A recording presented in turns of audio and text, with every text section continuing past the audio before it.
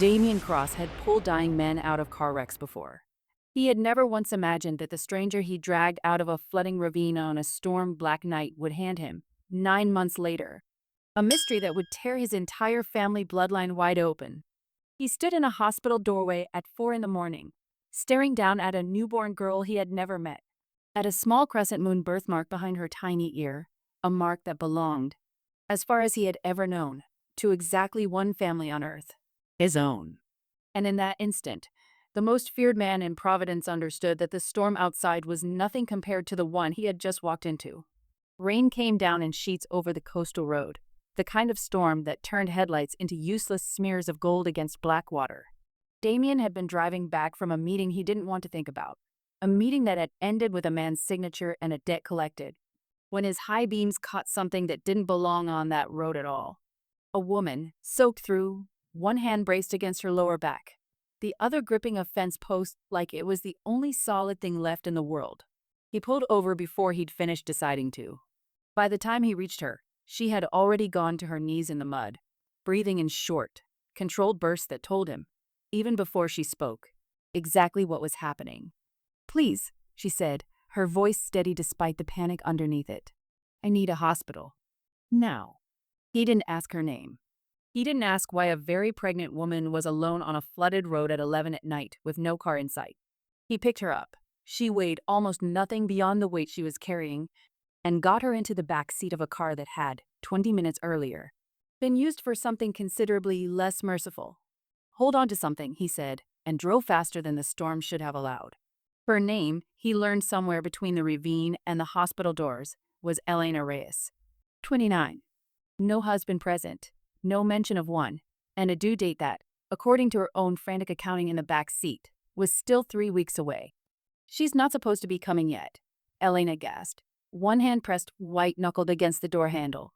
"Everything was fine at my last appointment. Everything was fine." "Storms don't check due dates," Damian said, which was not comforting, but it was true, and something in his flat, certain tone seemed to steady her more than sympathy would have. He carried her through the emergency doors himself, ignoring the stares his suit and his watch and the particular quiet authority of his presence drew from the staff, and did not leave the waiting room for 6 hours. He told himself several times over those 6 hours that he should leave, but whatever debt of decency he owed a stranger had been paid the moment he got her through the doors. That Damian Cross did not sit in hospital waiting rooms for women he had known less than a night. He stayed anyway. At 4 in the morning, a nurse came to tell him the baby had been born healthy. A girl, 6 pounds, 2 ounces. Mother and daughter both stable. "Are you the father?" the nurse asked, glancing at his soaked, ruined shirt with something between suspicion and pity. "No," Damian said. "Just the man who happened to be driving." She looked at him a moment longer, the way people sometimes did when they sensed there was more to a sentence than the words in it, then let him through anyway. Because it was 4 in the morning, and she had learned not to ask more questions than she needed to. Elena was propped against a stack of pillows when he stepped into the room, exhausted in the particular, hollowed-out way of someone who had just done something extraordinary and violent and beautiful all at once. The baby was asleep against her chest, wrapped in a hospital blanket, one small fist curled beneath her chin. "You didn't have to stay," Elena said quietly. "I know," Damian said. He should have left it there. He had already given more of himself to this night than he gave to most business partners in a year. But something made him step closer, made him look down at the small, sleeping face against Elena's chest. And that was when he saw it. A birthmark, pale brown, shaped unmistakably like a crescent moon, just behind the baby's left ear. Damian Cross had seen that exact mark exactly twice before in his life. Once on his own shoulder blade, where it had sat since birth, and once, 20 years ago, on the tiny shoulder of a baby brother who had not lived past his second week. It was not a common birthmark. It was not, as far as Damian's family had ever known, a birthmark that existed anywhere in the world outside the bloodline of Cross men. He stood very still in the doorway of that hospital room, rain still dripping from his sleeve onto the tile floor, staring at a stranger's newborn daughter and feeling, for the first time in longer than he could remember, the particular vertigo of a man realizing the ground beneath him was not where he had left it. "Elena," he said slowly, "who is this baby's father?" Something shifted behind Elena's exhausted eyes, not confusion, but of fast, careful calculation. The look of a woman deciding, in real time, exactly how much of the truth this stranger who had just saved her life was allowed to have. "Why do you ask?" she said quietly. Damian did not answer right away. He was still looking at the crescent moon mark behind the baby's ear, and somewhere behind his ribs, a door he had kept locked for 20 years had just, without his permission, begun to open. Elena's silence stretched long enough that Damian understood, before she said another word, that whatever answer she gave him would not be the whole truth. "I don't see how that's your business," she said finally, careful, guarded. Her arms tightening slightly around the baby as though some instinct older than words had told her this stranger's question mattered more than it should. "It's not," Damian admitted, "except that mark behind her ear." He nodded toward the sleeping infant without moving closer. "I've seen it exactly twice in my life, both times on people who share my blood." Elena went very still. "That's not possible," she said, but her voice had lost its certainty somewhere in the middle of the sentence. "I agree," Damian said. "And yet here we are." For a long moment, neither of them spoke. Outside, the storm had begun to soften into a steady, ordinary rain, the kind that no longer threatened anything. And somewhere down the hall a monitor beeped its patient, indifferent rhythm. "Her father's name was Thomas," Elena said finally, quiet, careful. Watching Damian's face for a reaction, she seemed almost afraid to see. "Thomas Cross. We were together almost 2 years. He died 8 months ago. Car accident, upstate." Her jaw tightened. "I never got to tell him I was pregnant. I found out 3 weeks after the funeral." Damian felt the floor tilt beneath him for the second time that night. Thomas Cross had been his cousin. Not close, the two branches of the family had split decades ago in a dispute over territory and money that had calcified into permanent, cold distance. But close enough in blood that the crescent moon mark, passed down through generations of cross men on both sides of that old rift, made perfect, devastating sense. "Thomas Cross," Damian repeated slowly. "From the Albany branch." Elena's eyes sharpened. "You knew him?"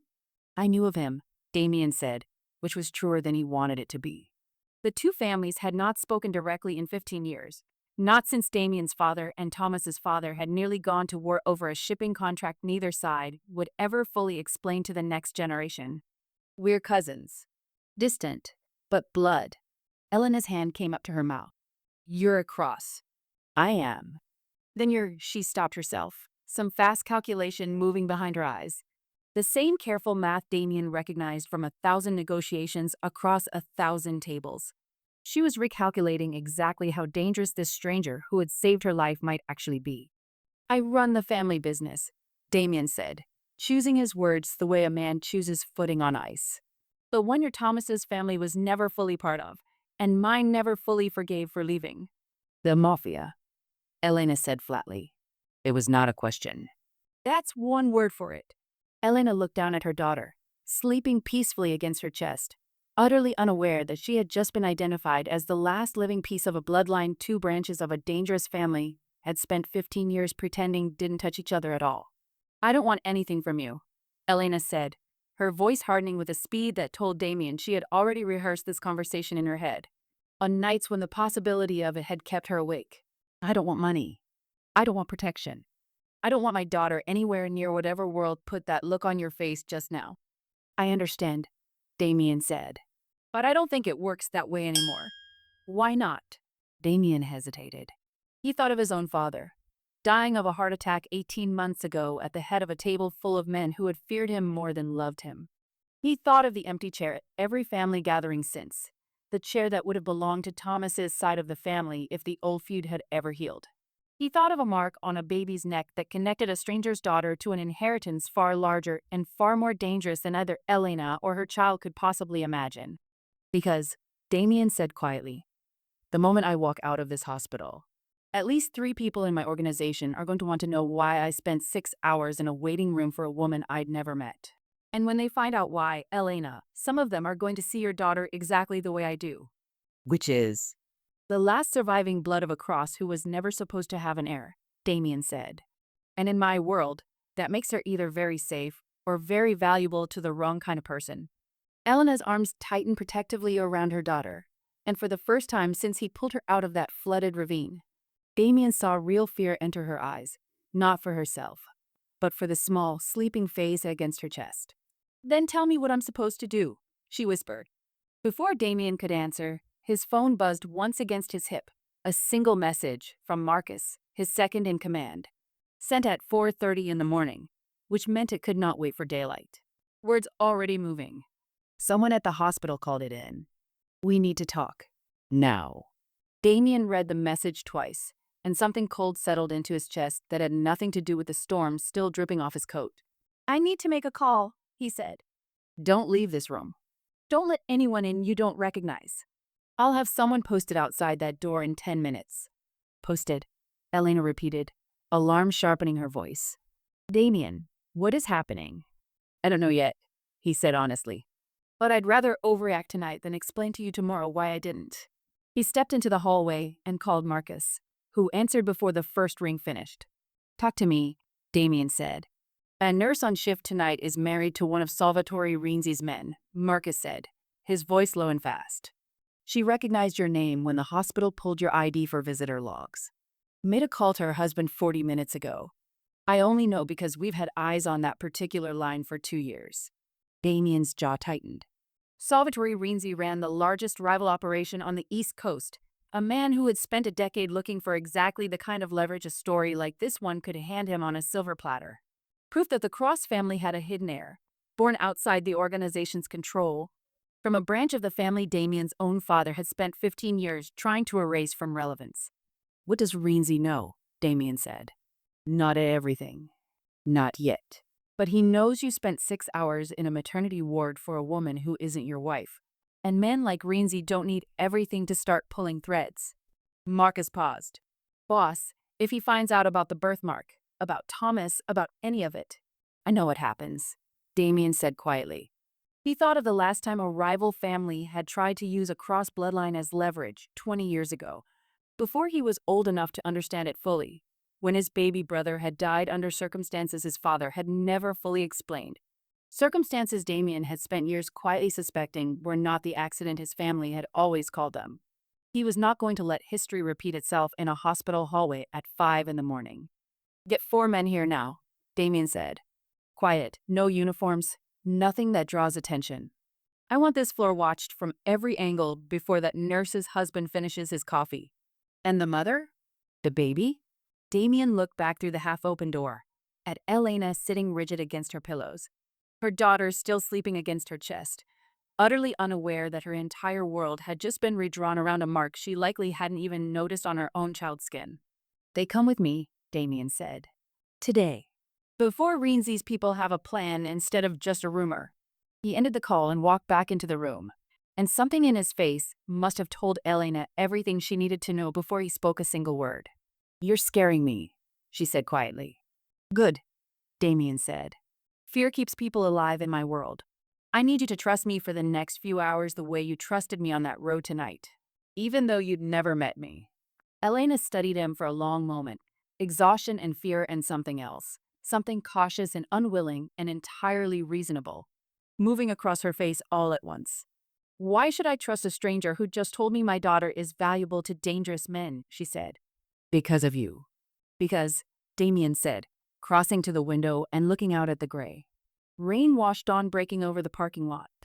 "I already lost one member of my family to men who thought a child was worth more as a weapon than as a person. I was 12 years old, and nobody protected him in time. I don't intend to make that mistake twice." Something in his voice, low, controlled, but carrying a weight Elena had not heard in it before, made her go quiet. "Your brother," she said softly. "My brother," Damian confirmed. "He would have been 32 this year. Instead, he has a headstone in a cemetery my father visited exactly once before he stopped being able to look at it." Elena looked down at her daughter, sleeping peacefully, entirely innocent of the storm gathering around her small life before she was even a full day old. And something in her posture shifted, not trust, not yet, but the beginning of something that might eventually become it. "What do you need us to do?" she said. Damian turned from the window, and for the first time since pulling her out of the mud 8 hours earlier, allowed himself something close to relief. "Let me get you both somewhere safe," he said. "And then let me explain exactly what kind of family your daughter was born into. Because I don't think either of us has the luxury of pretending she wasn't. Not anymore. Outside the door, the hallway had gone quiet in a way that felt deliberate, watchful. Damian did not yet know that Marcus's 4 men were not the only ones already moving through that hospital's corridors that morning, and that Salvatore Renzi's interest in a cross heir had begun considerably earlier than a single nurse's phone call. By 7 that morning, Elena and her daughter had been moved into a private wing of Damian's own estate outside Providence, not the mansion itself, but a smaller guest house near the tree line, quiet, guarded, far enough from the main house that Elena could tell herself, at least for the first few hours, that she hadn't stepped fully into the world Damian had warned her about. She stopped telling herself that by noon, when Marcus arrived at the guest house door with a folder thick enough to require both hands.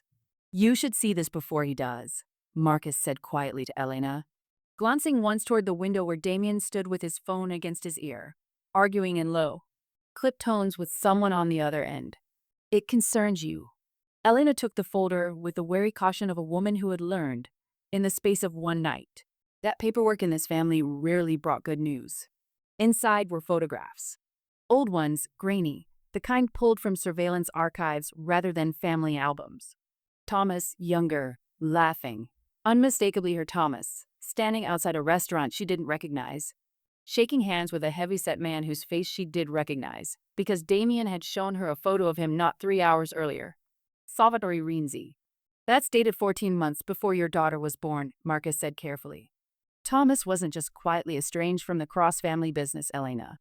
For the last 2 years of his life, he was working for Renzi, feeding him information about cross-shipping routes in exchange for money he never told you about. Elena's stomach dropped. "That's not possible." Thomas hated that world. He told me himself. He wanted nothing to do with either side of his family's business. "That's what he told you," Marcus said, not unkindly. "It's not entirely what the evidence says." Damian ended his call and turned in time to see Elena's face, pale and stricken, staring down at photographs that were clearly rewriting something she had believed about the father of her child. "What is this?" Elena said, holding the folder out to him with a hand that wasn't quite steady. Damian took it, scanned the pages in silence for a long moment, and something in his jaw tightened in a way Elena was already learning to read as controlled fury. "Renzi didn't just hear a rumor about a hidden cross heir last night," Damian said slowly. "He's known about you for over a year. Possibly longer." "How?" "Because he was the one paying Thomas to feed him information," Damian said. "And I guess, given the timing of these photographs, that Thomas told him about you and the pregnancy himself, whether he meant to or not. Men like Renzi don't miss details that valuable." Elena sat down heavily on the arm of the couch, one hand pressed to her mouth. "So all this time, since before she was even born, someone's been watching us." "Not watching necessarily," Damian said, though his voice carried none of the reassurance the words should have. "Waiting. There's a difference, and it's not a comforting one." "Waiting for what?" Damian looked at her for a long moment, weighing, Elena could tell, exactly how much more truth she could absorb in one day on top of everything else. "For the right moment to use her," he said finally. "A rival family with proof of a hidden cross heir, born outside my father's knowledge, raised entirely outside our world. That's not just leverage, Elena. That's a claim. If Renzi can prove your daughter carries cross blood and raise the right questions about inheritance and legitimacy, he doesn't need to fight me for territory. He can tie my organization up in a war over succession that could take years to resolve. And he can make sure your daughter is at the center of it the entire time." Elena's hands had gone cold. "I never wanted any of this. I didn't even know Thomas's family had a business like yours until you told me last night." "I believe you," Damian said, and meant it more than he expected to. "Which is exactly why I don't think you should face it alone."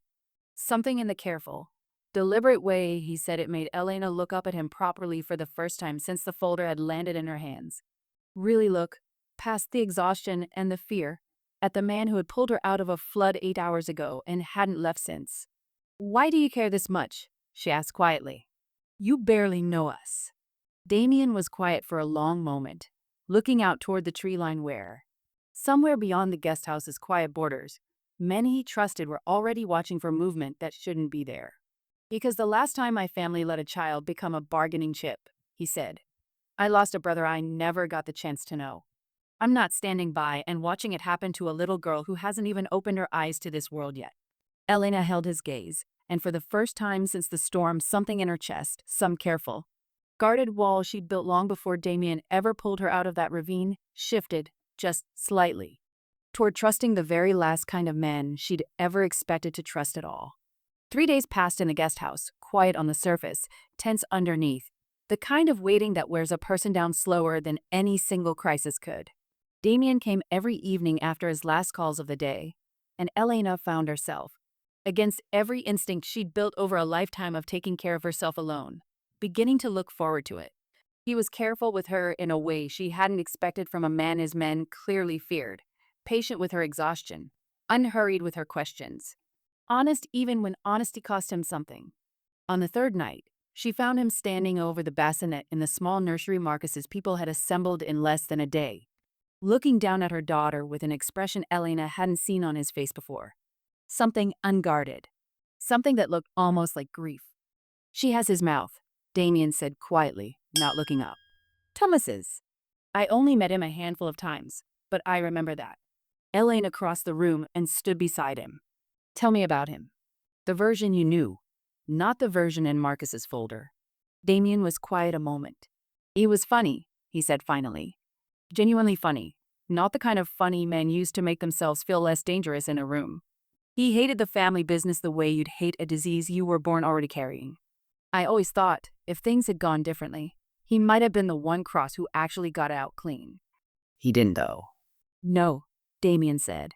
"None of us ever really do. I think that's what Renzi understood about him before I did. That a man who hates his own blood enough will eventually make a bargain he thinks is separate from it. And it never is." Elena looked down at her sleeping daughter. "Do you think he loved me? Or was I just proximity to something he was already trying to escape?" Damian turned to look at her fully then, and something in his voice, when he answered, came out steadier and more certain than she expected. "I think," he said, "a man who spends 2 years with a woman he could have walked away from at any point usually isn't doing it for proximity. I think Thomas made a lot of mistakes in the last 2 years of his life. I don't think you were one of them." Elena's eyes filled, unexpectedly, and she looked away before he could see it fully, though she suspected, from the careful way he didn't press, that he had seen it anyway. "You've done a lot for us," she said. "More than I know how to repay. I'm not doing it to be repaid." "Then why?" Damian was quiet a long moment, and when he spoke, his voice had lost some of its usual careful control. "Because for 3 days, coming here in the evening has been the first part of my day I actually look forward to." "I didn't expect that." "I'm not entirely sure what to do with it." The air between them went still in a way that had nothing to do with danger. "Damian." His phone rang before she could finish, sharp and sudden in the quiet room, and the moment broke apart as fast as it had formed. He answered, and Elena watched his face change in real time, watched the careful warmth of a moment ago harden back into something colder, more alert. "When?" he said into the phone. A pause.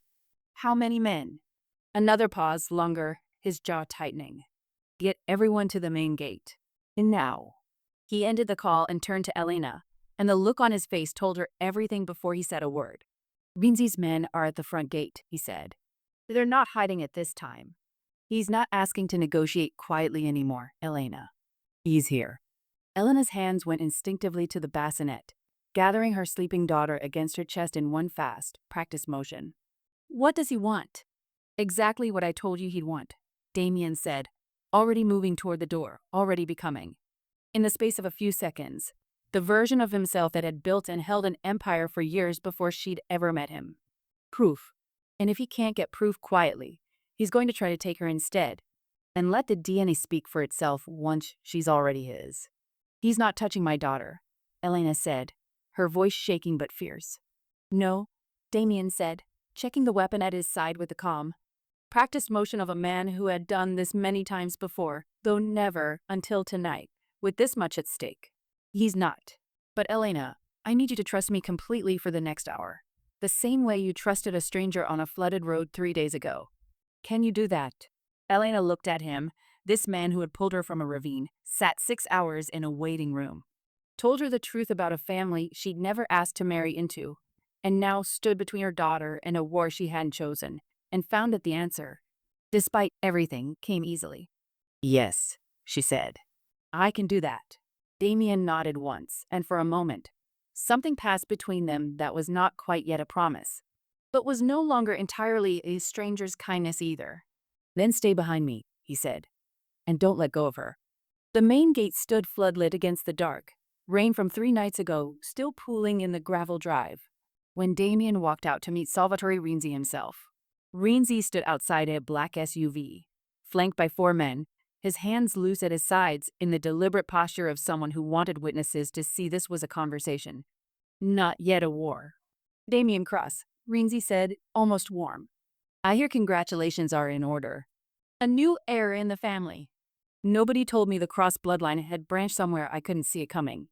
You're on my property, Salvatore, Damian said. That's not an invitation to talk business. I'm not here for business. Renzi's smile didn't move.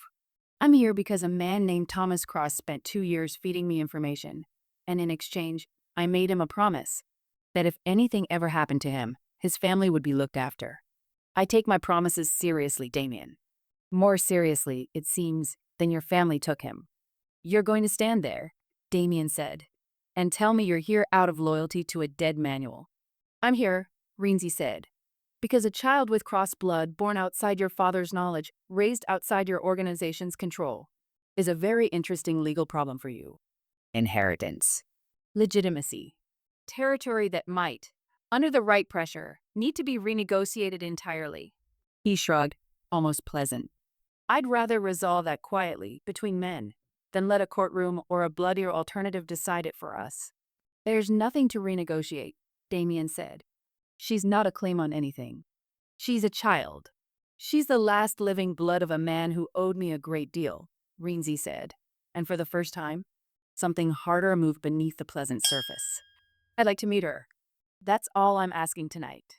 No, Damian said. Renzi's smile finally faded.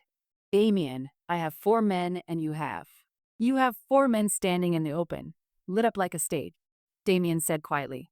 And you didn't count the 11 of mine already positioned in the tree line behind you before your car finished parking. I let you get this close because I wanted you to hear this from my own mouth instead of a phone call. He took 1 step forward. That little girl is under my protection. Not as a bargaining chip, not as a claim, not as leverage for whatever debt you think Thomas left unpaid. As family.